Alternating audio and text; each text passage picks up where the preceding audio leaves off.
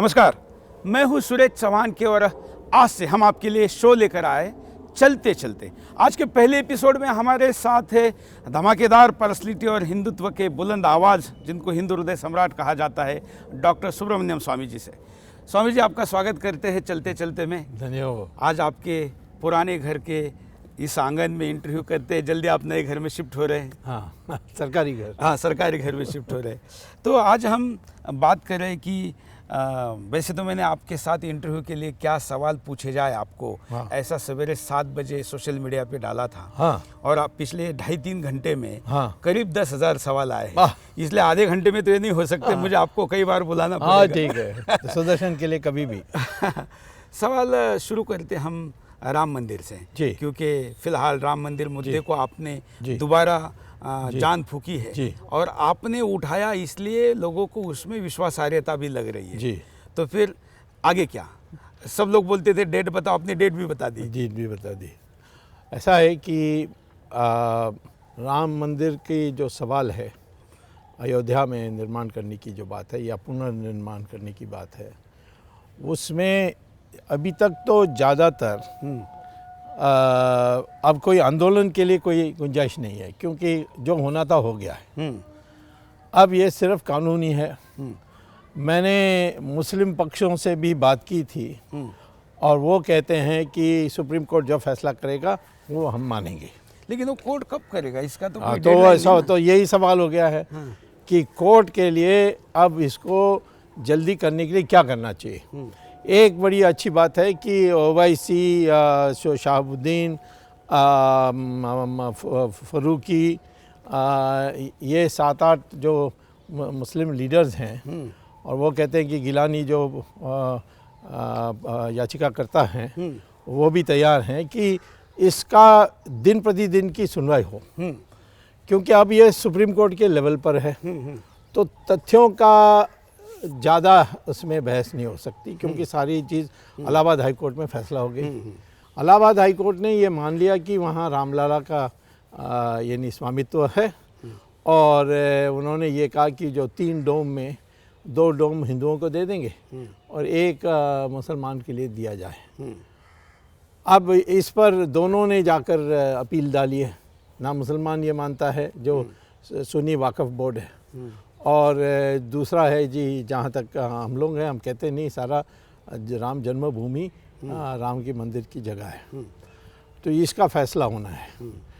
तो मैं ये कहता हूँ कि पहले हम दुनिया के सारे मुस्लिम देशों की जो मान्यता है, उनके जो मौलाना हैं, मौलवी हैं, उनकी जो शरिया के जो एक्सपर्ट्स हैं, उनसे मेरी इधर उधर की बात हुई है, ख़ास तौर पर सऊदी अरेबिया से। और वहाँ के लोग ये कहते हैं, देखिए मस्जिद नमाज़ पढ़ने का जगह है, इसको हम ज़रूर पवित्र जगह मानते हैं, परंतु इसमें हम तो मानते हैं कि अल्लाह ही एक भगवान है, वो सब जगह है। वो तो सड़क पे भी करते हैं। तो हम नमाज सड़क में भी पढ़ा सकते हैं। और हमारे देश में और टर्की में भी वहाँ के लोगों ने मुझे बताया कि जब सड़क बनाने के लिए, अपार्टमेंट बिल्डिंग बनाने के लिए, राजा के लिए महल बनाने के लिए सऊदी अरेबिया में मक्का में जिस मस्जिद में पैगंबर मोहम्मद ने नमाज़ पढ़ी उसको भी तोड़ दी, कई जगहों में उन्होंने हटाकर दूसरी जगह दे दी।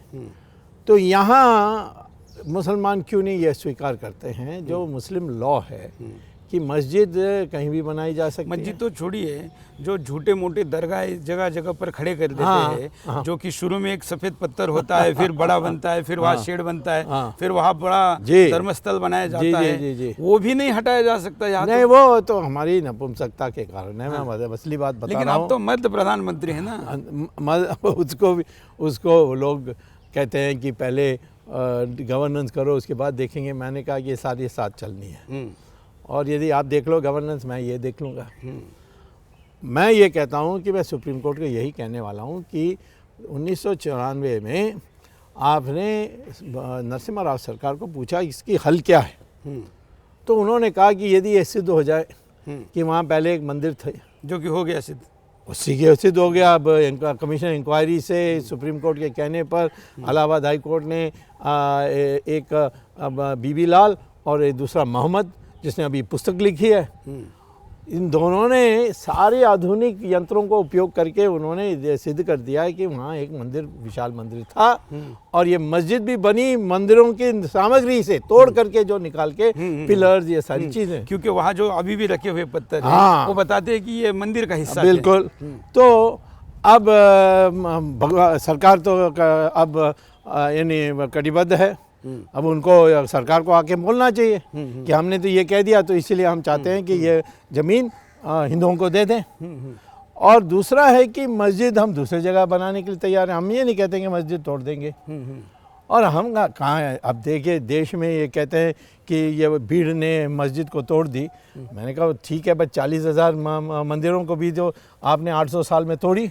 लेकिन ये आप ज़्यादा दया नहीं दिखा रहे हैं कि 40,000 के बदले सिर्फ 3 पे कॉम्प्रोमाइज़ हो रहा है। ये हम लोगों ने बात करके तय किया है, ये मेरा फैसला नहीं है, ये अशोक सिंघल का फैसला है। मेरे ख्याल में ये संघ का भी फैसला है। ये कितना पुराना हम जाएंगे और यही काम करते रहेंगे क्या? तो कहीं ना कहीं नई चैप्टर खोलना, प्रतीकात्मक दृष्टिकोण से 3 को कब्जे में ले ले। इसी को मैं कृष्णा का पैकेज कहता हूँ। उन्होंने भी जाकर दुर्योधन का कहा कि 5 गांव दे दो, सब लड़ाई खत्म, बट उसने माना नहीं, फिर तो महाभारत होना पड़ा।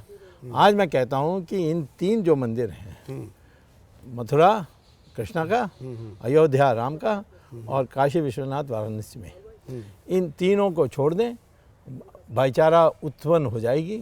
और जो लेकिन तब भी कौरवों ने 5 गांव नहीं दिए थे, अब दे दी थे।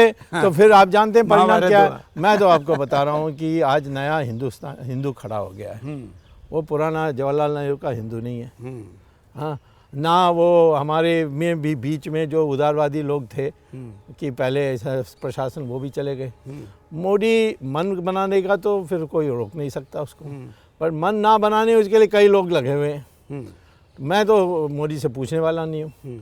मैं समझता हूँ कि अशोक सिंघल ने मुझे जाते जाते कहा कि ये और press conference, joint press conference भी की थी, आपको याद है? हाँ, उन्होंने मुझे जाते जाते कहा कि इसको करना है। मुझे खेद है कि मेरे जीवन काल में मैं देख पाऊँगा कि नहीं। अब राम सेतु पर भी उन्होंने मुझे कहा था, सुदर्शन जी जो हमारे सरसंघ चालक थे, वो विशेष ने उन्होंने कहा। अब संघ के तरफ से मुझे इतना जरूर बताया गया कि ये एकमात्र राम मंदिर बनाना एकमात्र है जिसमें सार्वजनिक एक लक्ष्य के लिए राष्ट्रीय स्वयंसेवक संघ कटिबद्ध है, समर्पित है। और इससे अनुभूति होगी लोगों को कि हमारा स्वाभिमान और हाँ, सम्मान लौट और ये कोई साधारण मंदिर नहीं है, क्योंकि मुसलमान के जो कवि था जिसने सारे जहाँ से अच्छा, उसने भी कहा कि ये इमाम हिंद है राम।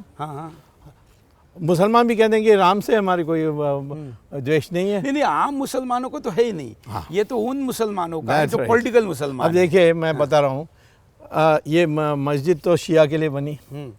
शिया का जो अधिकारी है वो तो है मुतवाली, वो तो कहता है कि हमें दूसरा मस्जिद बना दो। हाँ, काम खत्म। और हाँ, मंदिर बना लो।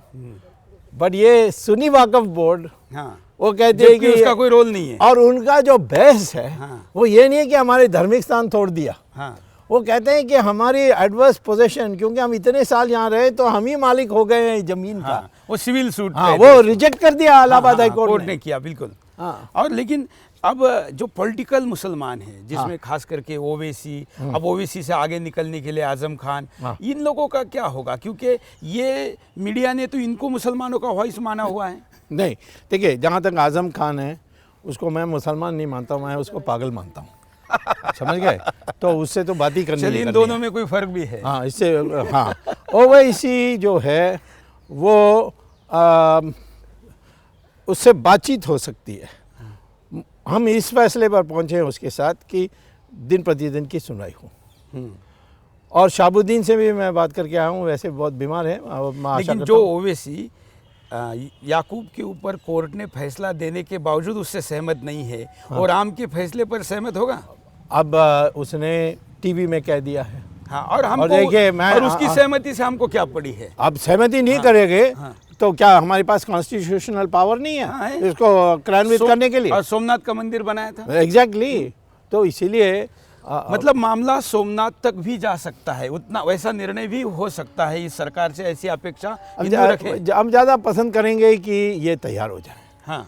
क्योंकि मुसलमान तैयार हो जाएगा तो, क्योंकि मूल तो मुसलमान हिंदू पूर्वज का है, उसका हिंदू पूर्वज। डीएनए थ्योरी देते हैं। मैं तो कह रहा हूँ, कोई कॉन्ट्रडिक्ट कर दे मुझे। हाँ।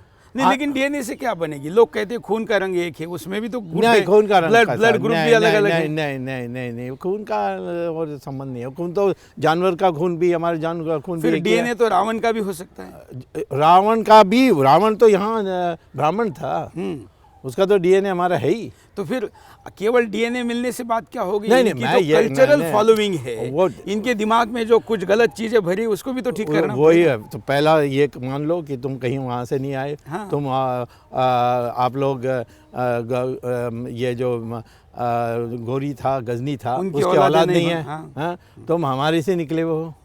और ज़्यादातर मैं कहता हूँ कि दमन के कारण। तो आज मैं ये ज़रूर कहूँगा कि एक चीज़ सबको जानना चाहिए, हिंदुस्तान एकमात्र देश है जहाँ मुसलमान ने राज किया, और यहाँ की जो जनसंख्या है वो 100% छोड़िए, वो तो 20% भी मुसलमान नहीं बना, क्योंकि हमारे लोग देश भर में लड़ते रहे।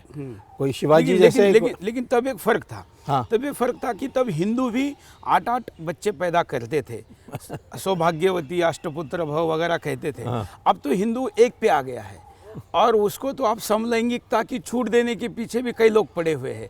ऐसे में मुसलमान तो एक तरफ हम 4, हमारे 44 कह रहा है, और हिंदू तो एक पे भी नहीं है, तो फिर कैसे होगा? देखो, एक दिन किसी ने कहा, साइंटिस्ट एक सभा संबोधित कर रहा था, उसने कहा कि ये जो संसार है ये 1 बिलियन साल में ख़त्म हो जाएगी।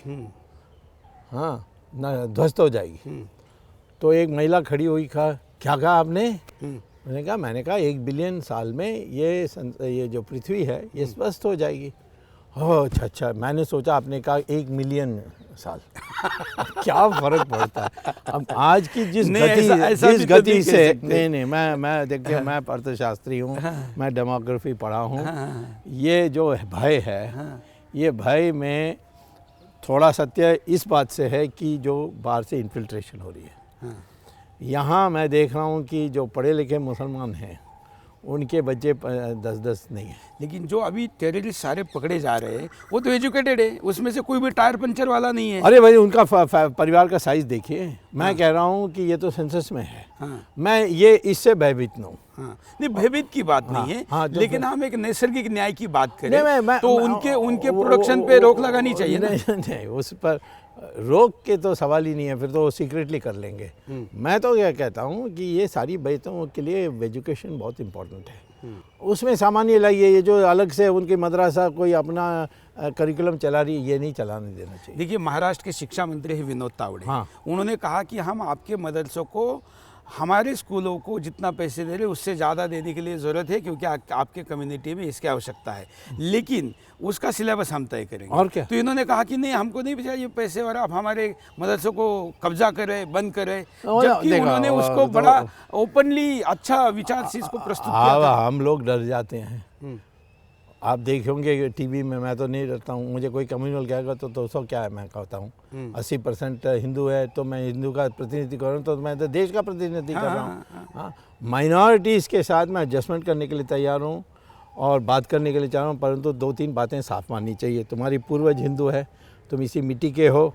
दूसरा, तुम्हारी संस्कृति बदलती नहीं है, धर्म बदलने से भी, यानी मज़हब बदलने इंडोनेशिया है, और क्या, इंडोनेशिया में तो उनके करेंसी नोट में गणपति है। गणपति है। वहाँ की एयरलाइंस का नाम गरुड़ है। वहाँ पर ऐसी कितनी चीजें हम कह सकते हैं। उनके मेन सेंटर में कृष्णा बैठा हुआ है रथ में, और अर्जुना को वहाँ के एयरपोर्ट पर महाभारत का चित्र है। ऐसा होते हुए यहाँ तो ये सब आपकी गलती है, क्योंकि जब पार्टीशन हुआ तो अंग्रेज़ों ने तो साफ कहा कि हम एक हिंदू इंडिया और मुस्लिम पाकिस्तान क्रिएट कर रहे हैं। अब अंबेडकर ने कहा कि आप पॉपुलेशन का एक्सचेंज करो। सब ने कहा नहीं, जो मुसलमान नहीं जाने जाता उसको रहने के लिए यहाँ अधिकार होना चाहिए, बराबर अधिकार। उस समय हम कह देना चाहिए था कि संस्कृति हमारा हिंदू है। उस समय हम गवाह कर दी, क्योंकि गोडसे ने जाकर महात्मा गांधी को मारकर जवाहरलाल नेहरू को उसने शक्तिशाली बना दी। तो नहीं, लेकिन गांधी होता तो मैं बता रहा हूँ, गोडसे ने मारा, ये भी तो डाउट है ना। अब वो तो मैं उसकी जांच मैं कर रहा हूँ कि गांधी जब एक गोली अतिरिक्त कहाँ से आई? नहीं, दो। हाँ, जब पहले गांधी की रिपोर्ट आई थी न्यूयॉर्क पोस्ट में, जो आई विटनेस थे, रॉयटर्स की जो आई विटनेस थे, कहते हैं 4 गोली, फोटो में 4 गोली। हम गांधी का फोटो देखिए, 4 गोली। प्रोसिक्यूटर कहता है 3 गोली। और ये सावरकर कहता है कि मैंने तो निर्णय करके आया कि 2 ही गोली चलाऊंगा। गोडसे, हाँ, गोडसे, यहाँ हाँ, वो कहता है मैं 2 ही गोली चलाता हूँ। तो ये फिर क्यों नहीं पता किया, क्यों ऑटोप्सी नहीं किया, क्यों नहीं ऑटोप्सी किया, यानी पोस्टमार्टम। और ये था कि गांधी जब गिरा तो जिंदा था, उसको वहाँ ले गए बिरला हाउस में, वहाँ लेटे, उसका खून बहते गई और मर गए। और जिन 2 महिला, वो आभा और दूसरी, ये जिनके कंधे पर हाथ रखकर आया गांधी, उसका पूछताछ ही नहीं हुई। मतलब ये नेहरू भी चाह रहे थे, ऐसा भी हो सकता है।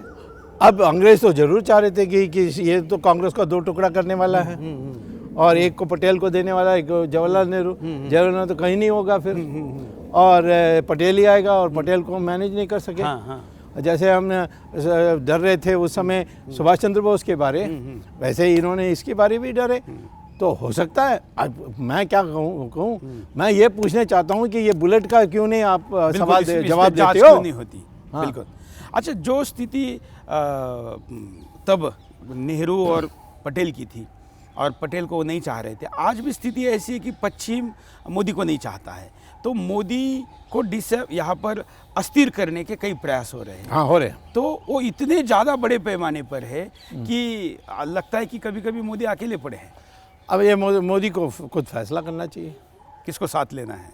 हाँ, अब वो किसी से पूछते तो नहीं है, हमसे तो एक दिन भी नहीं पूछा, तो किससे पूछते हैं मैं नहीं जानता। अब हम बड़े राष्ट्रवादी पार्टी हैं बीजेपी, पर हमारी पार्टी में भी बहुत बुज़दिल लोग हैं।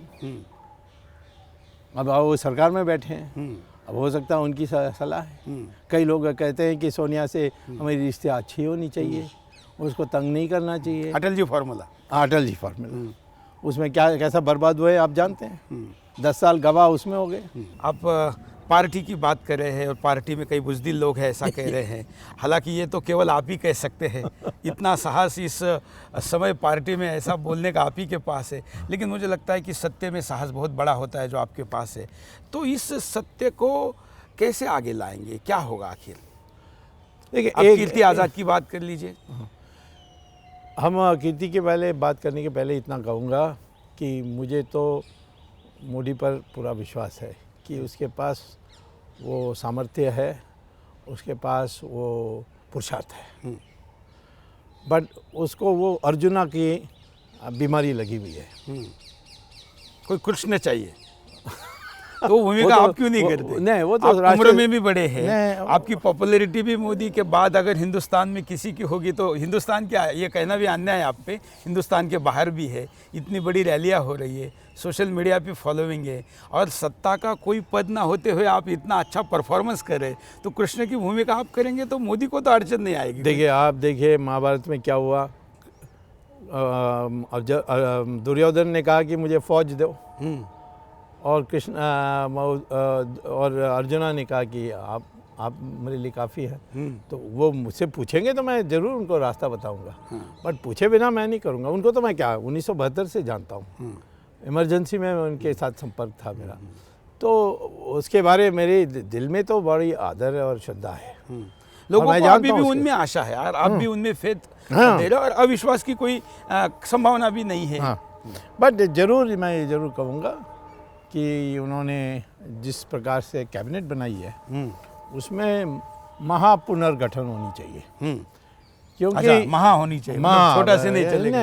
ये बात तो आप सब मान रहे कि मंत्री परफॉर्मेंस नहीं कर पा रहे। चीरो, अब देखिए, अब अमेरिका है, इतना यूथ कहकर आज एक 78 साल के बर्नार्ड जो है रावत, उसको अब प्रेसिडेंशियल नॉमिनेशन डेमोक्रेटिक पार्टी की मिलने की स्थिति आ गई।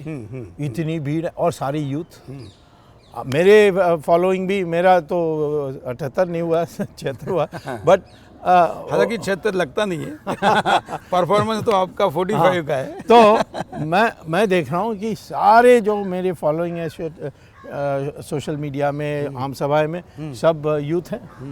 वो उसमें भूख है, उसकी राष्ट्रवाद में भूख है, उसको भूख के लिए वो जानने चाहते हैं इसका क्या सोचना चाहिए, उसका क्या सोचना है। तो मैं तो कहता हूँ कि मोदी का तो मैं हाथ नहीं छोड़ूंगा, माने वो दिक्कत में है तो मैं मदद कर दूंगा, बट इसमें शिष्टाचार है और उम्र से ज़्यादा है जैसे आपने कहा, तो उसको पूछना चाहिए, और नहीं पूछेंगे तो मैं क्यों बोलूं? मैं तो अपना देश के लिए काम कर ही रहे हैं। हम तो देश के पार्टी के मुद्दे पर देश भर। फिर पार्टी लीडरशिप की क्या स्थिति है, अमित शाह हो या बाकी लोग हो? अब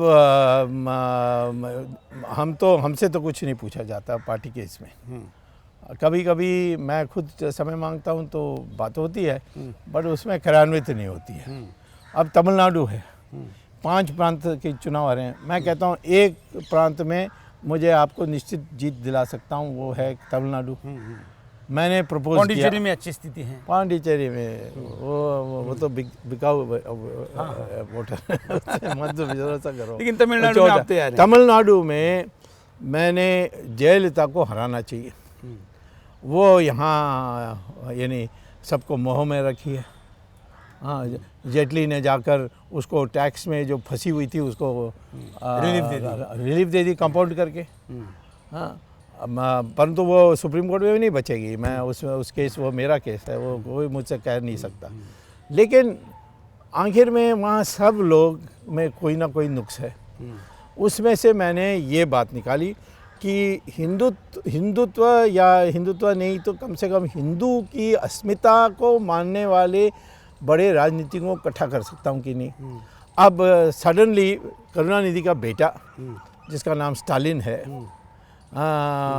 वो उसकी बीवी का नाम है दुर्गा, वो उस मंदिर जाती है और इसने बयान दे दिया कि 90% डीएमके हिंदू है, तो इसलिए हम हिंदू विरोधी नहीं हो सकेंगे। मतलब उनका रुख बदल रहा है, बदल गया। हाँ, बदल गया है। हाँ, और दूसरा है कि वो दूसरा हस्ती वहाँ है विजयकांत, वो कहता है कि मैं तो अपने को इंडियन मानता हूँ पहले, तमिल बाद में, और मैं तो हिंदू हूँ, और मैं तो समझता हूँ हिंदी किसी को अपनी मर्जी से पढ़ना है, कोई थोपा नहीं जाएगा, तो मैं हिंदी पढ़ाने के लिए भी तैयार हूँ। हाँ, तो इस प्रकार से इन तीनों को, माने बीजेपी, स्टालिन, करुणानिधि की छुट्टी होनी चाहिए, वो कहना चाहिए कि मैं नहीं हूँ इसमें, और विजयकांत, ये तीनों आ जाए, मैं कहता हूँ कि हमें 3/4 मेजॉरिटी मिल जाएगी। बट कोई पहल नहीं कर रहा है, और वो किसी और से बात करने के लिए तैयार नहीं है। वो हमसे बात करने के लिए, हमसे बात भी हो गई और मैंने बता दिया, और इसका स्वागत तमिलनाडु यूनिट ने भी कर ली। लेकिन राष्ट्रीय यूनिट अभी कोई फैसला ही नहीं हुआ। क्यों? डर का कारण क्या है? मतलब आपसे डरते क्यों हैं? क्योंकि जेटली जैसे लोग उसको बताते हैं स्वामी आएगा तो एक सोनिया गांधी नॉन कोऑपरेट करेगी, वैसे भी नॉन कोऑपरेट कर क्या कोऑपरेट, और सोनिया की कोऑपरेशन की जरूरत क्या है? मैं बता रहा हूँ यही। और हिंदुस्तान ने चला नहीं कि नहीं देंगे, तुम्हारे सेक्युलर इमेज पर, एक उदारता के जो इमेज है उस पर असर होगा, ये कट्टरवादी है। हाँ, इस प्रकार की बातें कहते हैं, तो मैं क्या करूँ? राम सेतु मैंने बचाया तो हम कट्टरपंथी हो गए? तो ये है। अब जेटली को मैं दोष नहीं दे रहा हूँ, उसका दृष्टिकोण ऐसा ही है। वो तो मैं कभी आपको कभी पश्चिमी कपड़े पहनते हुए दिखाई नहीं पड़ूंगा। क्यों? मैं तो शुरू से समझता हूँ कि ये कपड़े हमारे देश के वातावरण के लिए, यानी मौसम के लिए अनुकूल नहीं है। पर दो ये देखिए सूट बूट पहन के घूमते हैं। आप फाइनेंस मिनिस्टर के तौर पर क्या उनको? वो तो फेल हो गए, उसको तो फाइनेंस मिनिस्टर कुछ पता ही नहीं है। वो जो वहाँ IMF वर्ल्ड बैंक से लिए सलाहकार हैं, वो तो उसको बर्बाद कर देंगे। उसकी उनकी सलाह जो, अब मैं बताऊँ छोटी बात, ये है पागल हमारी रिजर्व बैंक गवर्नर, UPA ने अपॉइंट की थी। हमारे पास प्रोफेसर वैद्यनाथन है, professor finance IIM, world expert on finance, हमारे साथ रहे हैं। उनके साथ इतनी डिस्क्रिमिनेशन हुई क्योंकि वो संघी हैं। हाँ, उसको नहीं बनाया, उसको बनाना चाहिए था रिजर्व बैंक गवर्नर। ये जो पागल है रघुराम राजन, वो कहता है कि मैं इंटरेस्ट रेट बढ़ाऊंगा तब इन्फ्लेशन कम होगा। नहीं, लेकिन उसकी तो हरकतें अब डाउटफुल भी लग रही है कि है कहीं कोई और तो नहीं रिमोट चला रहा है। वो चला रहे, अमेरिकन चला रहे हैं, मैं जानता हूँ। मैं कौन, मैं मुझसे ज़्यादा अमेरिकन कौन जानता है? फिर क्या मजबूरी है, राजन को भी ढो रहे हैं? मैं नहीं जानता, मैंने जो चिट्ठी लिखी है इसको निकालो। ये कहता है इंटरेस्ट रेट बढ़ाओगे तो इन्फ्लेशन कम होगा। मैंने कहा पेशेंट को मार दो तो टेम्परेचर भी कम हो जाएगा और बुखार भी कम हो जाएगा। नहीं, लेकिन मोदी चाह रहे कि इंटरेस्ट रेट घटे।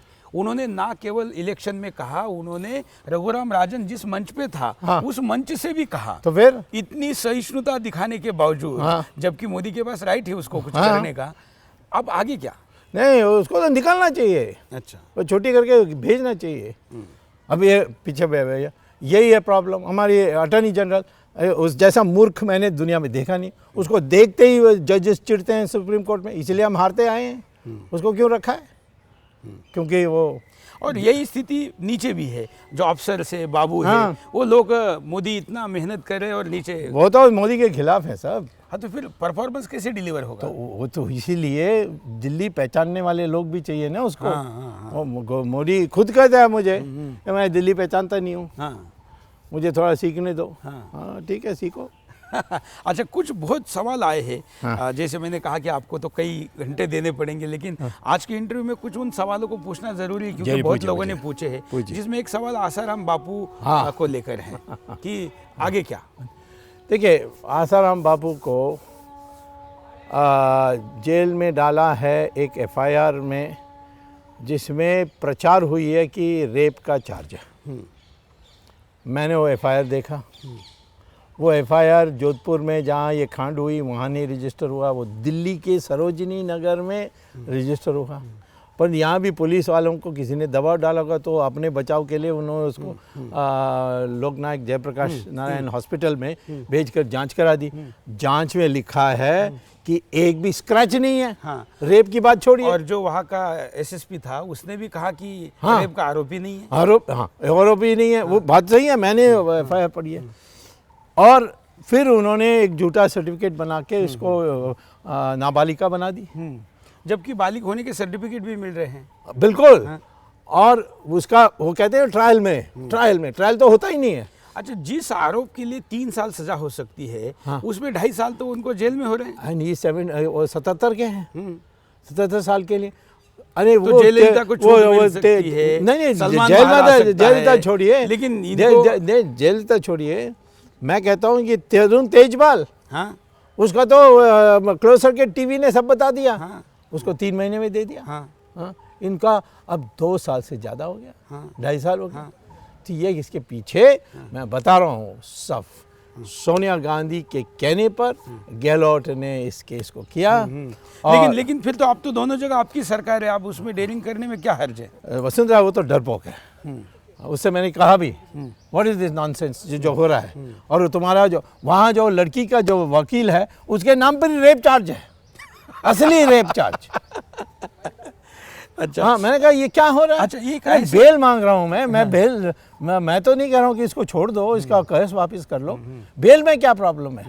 तो पब्लिक प्रोसिक्यूटर अनाप शनाप की बात करता है वहाँ। इसीलिए इसके पीछे साजिश ये है कि ये क्रिश्चियन लॉबी बहुत बड़े पैमाने पर सब लगे हुए हैं, खूब पैसा खर्च कर रहे हैं। ऐसे केसेस कई राज्यों में चल रहे हैं। अब उत्तर प्रदेश में देखिए, वो कमलेश तिवारी को तो अंदर डाल दिया, बेल भी नहीं मांग सकता, और ओवैसी खुलेआम घूम रहा है। महाराष्ट्र में देखिए, धनंजय देसाई, आजम खान नहीं, धनंजय देसाई महाराष्ट्र में पिछली सरकार ने उसको फर्जी केस में अंदर कर दिया, ना उसकी बात सुनने के लिए कोई तैयार है। और अब तो वहाँ बीजेपी की सरकार है। उसकी बहन बेचारी कितने नेताओं को मिली, मैं खुद जानता हूँ। और धनंजय देसाई बेचारा इनोसेंट, इस केस में उसका कोई रोल नहीं, अभी भी अंदर है।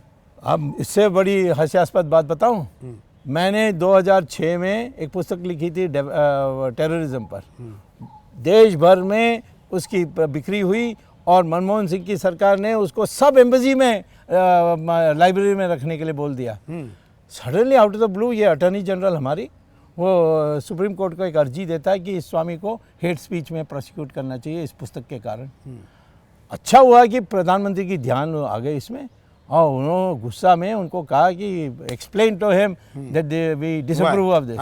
उसके बाद इनको वापस करना पड़ा। मतलब ऐसा बहुत कुछ हो रहा है। तो फिर इसके माने वो पॉलिटिकल कमिटमेंट नहीं है। हमारे साथ जो लोग हैं उनको ये पॉलिटिकल कमिटमेंट होना चाहिए, नहीं है तो मैं क्या करूं। बिल्कुल। चलिए अब रुकना पड़ेगा, बारिश भी आ रही है। और कार्यक्रम के आखिर में आप देश को कोई संदेश देना चाहेंगे? देश महाशक्ति बनेगा, सब निराशा दूर करो और संकल्प करो कि देश को करेंगे। बिल्कुल, आगे बढ़ेंगे। आगे चलिए, आपने समय निकाला, धन्यवाद।